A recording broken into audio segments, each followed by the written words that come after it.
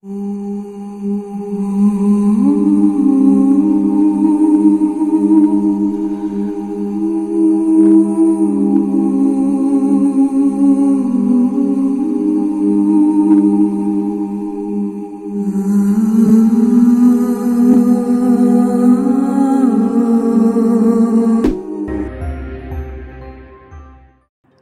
ছবির গল্পটা এমন, যেখানে আমরা দেখি একটা গ্রামের সমস্ত গ্রামবাসী একজন স্বামীজির সাথে দেখা করতে যাচ্ছিল, কিন্তু পুরো গ্রামে শুধুমাত্র হরিশঙ্কর এবং তার লোকেরা স্বামীজির সাথে দেখা করতে যাচ্ছিল না, কারণ হরিশঙ্করের একটি রাজমহল পরিষ্কার করাতে হবে। আমরা জানতে পারি যে এই রাজমহলটি ছিল একজন বড় জমিদারের। হরিশঙ্কর তার কাছে অনেক কম টাকায় এই প্রাসাদটি কিনেছিল, আর এতে করে হরিশঙ্করের অনেক লাভ হচ্ছিল। কিন্তু সমস্যা হলো জমিদার আর বেঁচে নেই, আর হরিশঙ্করের নামে প্রাসাদটির নামকরণ করাতে হরিশঙ্করের জমিদারের 3 সন্তানের স্বাক্ষর লাগবে। জমিদারের 2 ছেলে ও 1 মেয়ে ছিল। তার মেয়ে প্রায় 25 বছর আগে বাড়ির একজন চাকরের সাথে পালিয়ে বিয়ে করেছিল। অবশেষে সে ফিরে আসছে, তাই তার স্বাক্ষর পাওয়া যাবে। এছাড়াও 1 সপ্তাহের মধ্যে মহলে পরিবারের সকলেরই আসার কথা ছিল। সেজন্যই সবাই আসার আগেই হরিশঙ্কর মহল পরিষ্কার করে দলিল টলিল লিখানোর কাজ শেষ করছিল। রাজমহলটি পরিষ্কারের সময় রাজমহলের ভেতরে একটি জায়গায় সাপের বড় ঘর পাওয়া যায়। হরিশঙ্করের এক লোক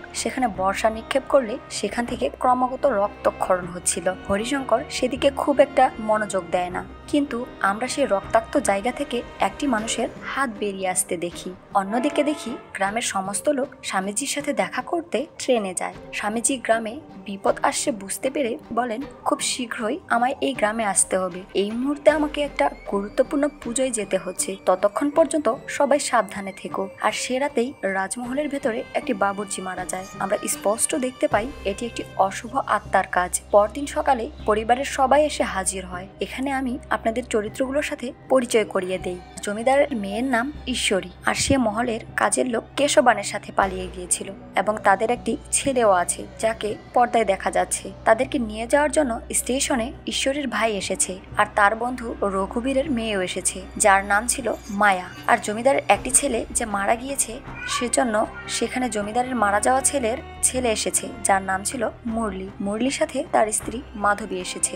যখন মাধবী মহলের ভেতরে ঢুকছিল, তখন সে একটি বাচ্চাকে একা একা কথা বলতে দেখে। জিজ্ঞাসা করলে মাধবী জানতে পারে বাচ্চাটি বাড়ির একটি কাজের মহিলার মেয়ে, আর সবাই ভাবে বাচ্চাটির মানসিক সমস্যা আছে, কেননা সে একা একাই সব সময় কথা বলতে থাকে। যাই হোক, সেই রাত থেকেই মহলের ভেতরে অস্বাভাবিক ঘটনা ঘটা শুরু হয়ে যায়। যেমন মায়ার প্রতিচ্ছবি আয়নাতে আটকে থাকা, ঈশ্বরীর তার বিছানায় কারো উপস্থিতি অনুভব হওয়া। কিন্তু সব সীমা পার হয়ে যায় তখন, যখন মাধবী তার নিজের ঘরে একটি ভূতের মতো আকৃতির কাউকে দেখতে পায়, আর সেই আকৃতিটি রক্তাক্ত হাতে মুরলির দিকে এমন ভাবে ইশারা করছিল, ধরে নাও যে তার মুরলিকে চাই। পরের দিন আমরা মহলে আরো 3 জন লোককে চুপি চুপি মহলের ভিতরে ঢুকতে দেখি। এদের মধ্যে আসল ছিল পালস্বামী, আর বাকি 2 জন তার চেলা ছিল। পালস্বামীর দাদির রাজমহলের মেইন ওনার জমিদারের সাথে ইটিস পিটিস ছিল, তাই সে মহলে কোনো একটি ছবি বা এমন কোনো প্রমাণ খুঁজতে এসেছিল যাতে করে সেও মহলের ভাগ চাইতে পারে। যাই হোক, পালস্বামী নিজেকে মহলে একজন বাবুর্চি হিসেবে পরিচয় দেয়, আর বাকি 2 জনকে অ্যাসিস্ট্যান্ট বাবুর্চি বলে, যাতে করে তাদের 3 জনেরই মহলে চাকরি হয়, আর তারা মহলে খোঁজাখুঁজি করতে পারে। এরই মধ্যে মহলের ভেতরে পানির পাইপ ফেটে যায় এবং আরো কিছু উদ্ভট কার্যকলাপ হয়, যার শিকার হয় কেশবান। এতে করে কেশবানের স্মৃতি 25 বছর পিছনে চলে যায়। এর মানে তার মনে হচ্ছিল যে সে এই মহলের চাকর, আর তার ঈশ্বরীকে পটাতে হবে। এসবের মাঝে মায়া দেখতে পায় পানির পাইপ ফাটার কারণে ওয়ারড্রবের ভেতরে পানি ঢুকে গিয়েছে, আর সেই ওয়ারড্রবেই মহলের সকল দলিলপত্র ছিল, আর সব ভিজে গেছে। এজন্য হরিশঙ্কর এবং মুরলী নতুন দলিল বানাতে শহরে চলে যায়, কারণ ভিজে যাওয়া কাগজ তো একদমই অকেজো হয়ে গিয়েছে। এরপর আমরা আবার সেই মহলের ভেতরে আত্মাটিকে দেখতে পাই, আর সে সেখানকার মাতাল ড্রাইভারকে আয়নার ভেতরে বন্দি করে মেরে ফেলে। পরের দিন গ্রামে মাতাজির পূজা ছিল। আমরা জানতে পারি যে সামনের শিবরাত্রিতে সূর্যগ্রহণ হবে, এমনটা 150 বছর পর হচ্ছে, আর এজন্য গ্রামে বিপদও আসতে পারে, কেননা তখন শয়তানি শক্তি প্রখর হয়ে উঠবে, আর সেই শক্তিকে দমন করার জন্যই গ্রামে পূজা করা হবে, এবং 3 জন দেবী মাতার পূজা একসাথে করে নদীতে বিসর্জন দেওয়া হবে, যাকে ত্রিবেদী সঙ্গম বলা হয়, যাতে করে গ্রামের কোনো ক্ষতি না হয়। আর আজ ছিল দেবী মাতাদের আনার প্রথম দিন। এই পুজোর মধ্যেই আরেকজন মূল ক্যারেক্টারকে দেখানো হয়, যার নাম ছিল রবি। আর রবি মাধবীর ভাই ছিল। সে পেশায় একজন আইনজীবী ছিল, আর সেও কিছু দরকারি কাজে গ্রামে এসেছে। তারপর রবি মহলে আসলে মাধবী তাকে বলে, এ মহলে আমি কিছু অদ্ভুত বিষয় ও আত্মা দেখতে পাচ্ছি। আর এই কথাটি রবি খুব একটা গুরুত্ব দেয় না। এদের দুজনের কথা আমরা জানতে পারি বিয়ের আগেই মাধবীর একটা অ্যাক্সিডেন্টে মাধবী হয়তো কখনো মা হতে পারবে না। এটা জেনেও মুরলি মাধবীকে বিয়ে করে। এর দ্বারা প্রমাণ হয় মুরলি কতটা ভালো মানুষ। আর মাধবী স্টিল হোপফুল যে সে যদি মা হতে পারতো, তাই সে চিকিৎসা চালিয়ে যাচ্ছে, যদি বাই চান্স তার ভাগ্য বদলে যায়। এই গল্পের মধ্যে মাধবীর সে আত্মা আবার চোখে পড়ে, কিন্তু রবি তা দেখতে পায় না। এরপর মায়াও রবিকে বলে মহলে সত্যি অস্বাভাবিক কিছু হচ্ছে, তাই রবি সব জায়গায় ক্যামেরা লাগিয়ে দেয়। রবি ক্যামেরাতে দেখে কাজের মহিলার সেই ছোট্ট মেয়েটি মাঝে মাঝে একা একা কথা বলে। আর তাকে জিজ্ঞাসা করলে সে রবিকে বলে, আমি দেবী দিদির সাথে কথা বলি। বাচ্চাটি একটি ছবিও এঁকে দেয় রবিকে, আর সে ড্রয়িং কোনো ভূতের মনে হচ্ছিল। পরের দিন রাতে মহলে একজন বাবা আসে, আর সে বাবা কি যেন দেখে ভয়ে দৌড়ে পালিয়ে যায়। এমনকি রবিও ঘরের একটি জানালায় কোনো একটি আত্মাকে ক্লিয়ার দেখতে পায়। এখন কোথাও না কোথাও রবিরও বিশ্বাস হয়ে গিয়েছিল যে এই মহলে কোনো আত্মা বা ভূত আছে। পরের দিন আবার মহলের একজন কাজের লোককে মৃত পাওয়া যায়। তো এখন পর্যন্ত একজন বাবুর্চি, একজন ড্রাইভার এবং একজন কাজের লোক মারা গিয়েছে। আর এই তিনজনকে গ্রামের নদীর পাশে পাওয়া যায়। এতদিনে মুরলি আর হরিশঙ্করও শহর থেকে গ্রামে চলে এসেছে। এসব নিয়ে সবাই চিন্তিত ছিল। আর এসব ঘটনার প্রেক্ষিতে রবি সেই বাবাকে খুঁজে বের করে যে গতকাল রাতে রাজমহলে গিয়েছিল। সে বাবা বলে সে রাজমহলে ক্লিয়ারলি কোনো একজন মহিলার ভেতরে সেই খারাপ আত্মাকে দেখেছে, আর সে আত্মাই লোকজনকে মারছে। বাবা এখানে রবিকে একটি গুরুত্বপূর্ণ ডিম দেয়, কেননা এই ডিম খারাপ আত্মার উপস্থিতিতে একা একাই ঘোরাঘুরি বা নাড়াচাড়া করবে। এদিকে মহলে পুলিশ সকলকে জিজ্ঞাসাবাদ করছিল, আর রবি সেখানে ডিমটি নিয়ে বসে থাকে। এক এক করে মহলের সবাই সেখানে আসে, কিন্তু ডিম কোনো নড়াচড়া করে না। কিন্তু যখন মাধবী সেখানে আসে, ডিমটা লাফালাফি করতে করতে নিচে পড়ে যায়, আর ডিম থেকে রক্ত বের হয়। তো এখানে একটি ব্যাপার একদম ক্লিয়ার হয়ে যায়, রবির বোন মাধবীর ভেতরে সে খারাপ আত্মা বশ করেছে। এরপর আয়নার মধ্যে আমরা দেখতে পাই মাধবীর ভেতরে আত্মা আছে, আর এখানে আমরা প্রথমবারের মতো সে আত্মার আসল রূপ দেখতে পাই, যার নাম ছিল দেবী। এরপর দেবী সম্পর্কে জানতে রবি গ্রামে যায়। গ্রামের লোকজনরা বলছিল যে দেবী কয়েক বছর আগে গায়েব হয়ে যায়। তার উপর মন্দিরের গয়না চুরির অভিযোগ ছিল। তখন রবির সাথে মন্দিরের পূজারীর মেয়ের দেখা হয়, আর সে রবিকে দেবী সম্পর্কে সত্যটা জানায়। মূলত খুব ছোটবেলায় দেবীর পরিবার গ্রামে পূজা করতে এসেছিল, আর তখন কার অ্যাক্সিডেন্টে দেবীর মা বাবা সবাই মারা যায়। তখন থেকেই মন্দিরের পূজারী দেবীকে লালন পালন করে। তো সেই হিসেবে এই মেয়ে দেবীর বোন হয়। এখান থেকে কাহিনী অতীতে যায়, যেখানে কয়েক বছর আগে গ্রামে মুরলি এসেছিল, আর সে তখন বিবাহিত ছিল না। তার তখন দেবীর সাথে দেখা হয়। তাদের মধ্যে কিছু খুনসুটি হয়েছিল, আর তারা দুজন দুজনকে পছন্দ করতে শুরু করেছিল। পালস্বামীও দেবীকে চিনত, আর দেবী খুবই স্পেশাল একটি মেয়ে ছিল, কেননা 5 বছর বয়স থেকেই প্রত্যেক পূর্ণিমার রাতে তার ভেতরে দেবী মাতা আসতো, আর গ্রামের সকলের সমস্যার সমাধান দিত। আর এই দিনে দেবীর বলা সকল কথা সত্য হতো। এখানে মুরলির মা দেবীকে জিজ্ঞাসা করে, বিয়ের জন্য আমার ছেলের জন্য সবচেয়ে ভালো মেয়ে কে হবে? আর দেবী ভীষণে নিজেকেই দেখতে পায়, তাই সে সেই মুহূর্তে কোনো উত্তর না দিয়েই বেশ হয়ে যায়। পরের দিন মুরলি দেবীর সাথে দেখা করে আর তার ভালোবাসার কথা বলে। সে দেবীকে বলে দেবীও যদি মুরলিকে ভালোবাসে, তার সাথে সারা জীবন কাটাতে চায়, তাহলে আগামীকাল বিকেলে সে যেন অবশ্যই মুরলির সাথে দেখা করে, কারণ কালকে বিকাল 4টার ট্রেনে সে শহরে চলে যাবে। পরের দিন দেবী সময় মতো বাড়ি থেকে বের হয় যেন সে মুরলির সাথে দেখা করতে পারে। তখন থেকেই দেবী গায়েব হয়ে যায়, আর কিভাবে যেন তার উপর মন্দিরের গয়না চুরির অভিযোগ চলে আসে। সেখান থেকে আমরা আবার প্রেজেন্টে দেখতে পাই রাজমহলে দেখায়, যেখানে এখনো মাধবীর ভেতরে দেবীর আত্মা ছিল, আর সে পালস্বামী আর তার চেলাকে অনেক মারে, আবার তাদেরকে এসব ভুলিয়েও দেয়। তখন রাজমহলে দেবীর বোন আসে, আর মাধবী তাকে একা নিয়ে গিয়ে তার আসল রূপ দেখায়। এখানে দেবী তার বাকি কাহিনীটা তার বোনকে বলে, আর রবিও লুকিয়ে লুকিয়ে সব শুনে। মূলত দেবী যখন মুরলির সাথে দেখা করতে যাচ্ছিল, রাস্তার মধ্যেই মন্দিরের চেয়ারম্যান দেবীকে বলে মন্দিরের গয়না চুরি হয়ে গিয়েছে, আর কেউ সেখানে নকল গয়না রেখে দিয়েছে, তাই সে তাকে মন্দিরে নিয়ে যায়। আর যখনই দেবী যে সেই নকল গয়না স্পর্শ করে, সে বুঝে যায় কে চুরি করেছে, আর গয়না চুরি করেছিল হরিশঙ্কর। আর তাই দেবী রাস্তাতেই হরিশঙ্করকে সচেতন করে, গয়না ফেরত দিয়ে আসতে বলে, কিন্তু হরিশঙ্কর দেবীর উপর হামলা করে দেয়। দেবী দৌড়ে মহলে পৌঁছে, কিন্তু মহলের ভেতরে বাবুর্চি,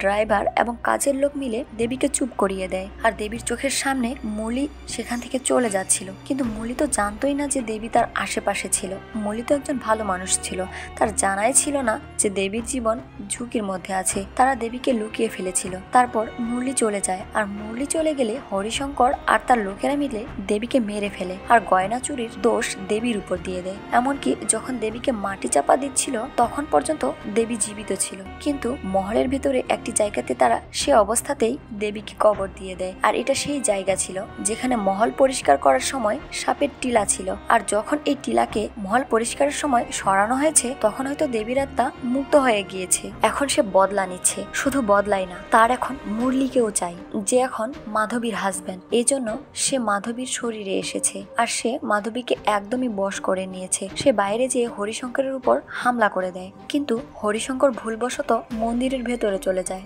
যার কারণে দেবী সেখানে যেয়ে হরিশঙ্করকে মারতে পারে না, না হলে আজকেই হরিশঙ্করের মৃত্যু নিশ্চিত ছিল। আর এরই মধ্যে বাবা রবিকে বলে কোনো অবস্থাতেই মুরলি আর দেবীর মিলন যেন না হয়, যদি হয় তবে সারা জীবনের জন্য তার এক হয়ে যাবে। দেবী মাধবীর শরীর কখনোই ত্যাগ করবে না, যাতে করে রবি তার বোনকে সারা জীবনের জন্য হারাবে। বাড়ি যেয়ে রবি সবাইকে দেবীর সত্যতা সম্পর্কে বলে, আর বাবার দেয়া একটি তাবিজ স্পর্শ করে তার সকলে মাধবীর ভেতরে থাকা দেবীকে ক্লিয়ারলি দেখতে পায়। রবি সবাইকে বলে যেভাবেই হোক কোনো অবস্থাতেই মুরলি আর মাধবীকে কাছাকাছি আসতে দেওয়া যাবে না। আর সে সেই বড় গুরুজির কাছে যাবে, কেননা মুভির শুরুতেই সেই গুরুজি বলেছিল যে সে এই গ্রামে আসবে শয়তানি আত্মাকে দূর করার জন্য। তারপর বাড়ির সব লোক বিভিন্ন রকম তালবাহানা করে মাধবী আর মুরলিকে দূরে দূরে রাখছিল, বেসিক্যালি এদেরকে ডিস্টার্ব করছিল। এরই মধ্যে রবি গুরুজির কাছে চলে যায়, আর গুরুজি রবিকে বলে এই মহাশিবরাত্রিতে যখন পূর্ণ সূর্যগ্রহণ লাগবে সে সময় দুষ্ট শক্তির প্রভাব খুব বেশি হবে, তার মানে দেবী তার পূর্ণ শক্তি পেয়ে যাবে। আর সেই সময়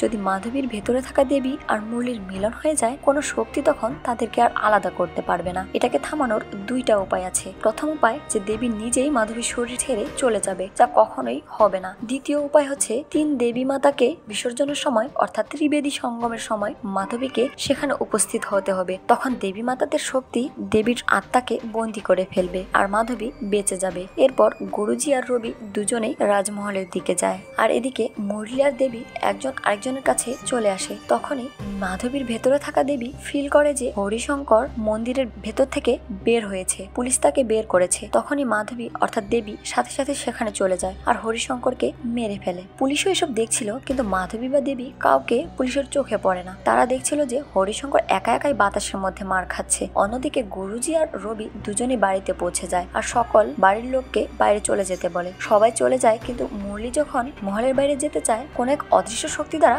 বাধাপ্রাপ্ত হয়ে আবার ভেতরেই চলে যায়, যার কারণ মূলত দেবী তার নিজের শক্তি দ্বারা মুরলিকে বাইরে যেতে দিচ্ছিল না। গুরুজি বলে দুষ্ট শক্তি মুরলিকে এখান থেকে বের হতে দিবে না। তখন গুরুজি কিছু মন্ত্র পড়ে পানি ছিটিয়ে দেয়, যার কারণে মুরলি ফাইনালি বের হতে পারে। তারা তিনজনে মহলের বাইরে বের হওয়ার আগেই দেবী চলে আসে। সে সকলের উপরই হামলা করে আর সে মাধবীর শরীরেও অনেক আঘাত করে যেন রবি তাকে না আটকায়। এ সময় গুরুজি তার সকল শক্তি দিয়ে একটি আগুনের ঘের তৈরি করে যেখানে মাধবী আটকে যায়। গুরুজি বলে সে দেবীকে 15 মিনিটের জন্য আটকে রাখতে পারবে, আর এরই মধ্যে রবির মুরলিকে নিয়ে সেই ত্রিবেদী সঙ্গমে পৌঁছাতে হবে, কারণ তারা সেখানে গেলে দেবী অবশ্যই সেখানে যাবে আর সেখানে মাধবীর ভেতরে থাকা দেবীকে বের করা যাবে। মুরলি আর রবি কার নিয়ে সেই ত্রিবেদী সঙ্গমের দিকে যায়, কিন্তু তাদের পথের মধ্যে অনেক বাধা আসতে থাকে, কেননা দেবী মহল থেকেই তাদেরকে আটকাচ্ছিল। এদিকে গ্রামবাসী পূজা করে তিন দেবী মাতাকে বিসর্জনের প্রস্তুতি নিচ্ছিল, আর এরই মধ্যে সে অগ্নিঘের একদম দুর্বল হয়ে যায় আর দেবী